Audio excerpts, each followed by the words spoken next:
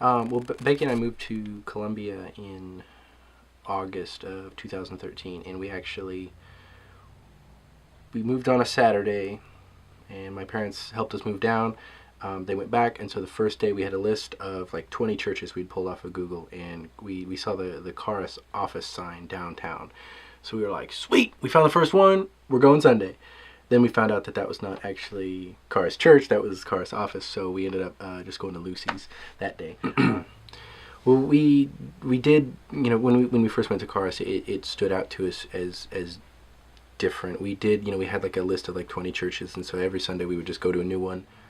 Of course, everyone's going to say, yeah, this is about us living like, Jesus told us to live in the Bible, and continuing that, So that was one thing that about Charis that really stood out to us was, when they told you what it was about, and then you sat through a service, you met some people, and you actually got the inclination. I don't think they're full of crap here. I think they actually mean what they say, and I think they're actually trying to work as hard as they can to continue that. They're not, the pull of the authenticity I think was there.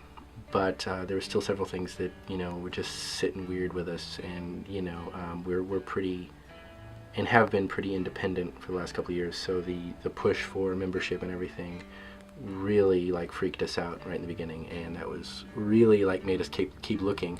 But we kept coming back because it was like the only church in town that we felt really meant what it said as far as that goes. So and then of course in hindsight we're really glad that that's a part of it. Yeah. I mean, as far as I can tell, I think that kind of community that people at Charis are trying to create is the whole idea of the membership is absolutely necessary for that. And while I didn't want to, believe that, or I didn't want to be tied down by that to start out with, I think that's part of it's kind of the hard work that needs done, to follow the example set by Jesus in the Bible. And so I don't want to be tied down, but I want the community. And so basically we just had to make that decision. Are we going to be tied down by community and realize that that's actually a good thing, or are we going to be independent and always complaining that we can't find any of this community that the Bible's talking about while it's right there? We're just too stubborn to participate. Okay. Yeah, I mean, there have been, Charis is full of great people, so there's always great people. I think Michael Mall was one of the first people I met, and just his,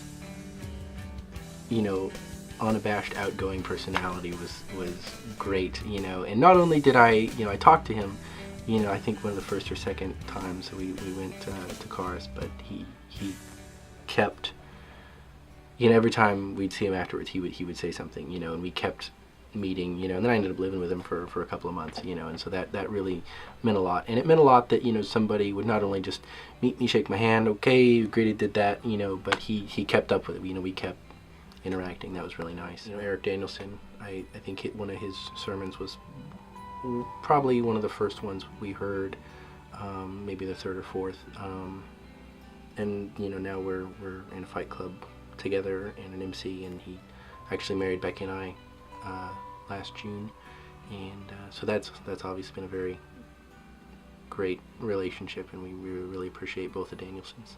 I mean, I don't want to sound presumptuous, because I realize by definition this makes everything else look bad, but I think it's real, and I don't mean that as an insult to any other church in Columbia. I know there's a lot of good ones and a lot of great people, but of the ones that I've been to, that it's, I think, the one that's working the hardest, and it's the one that will put you to work the hardest.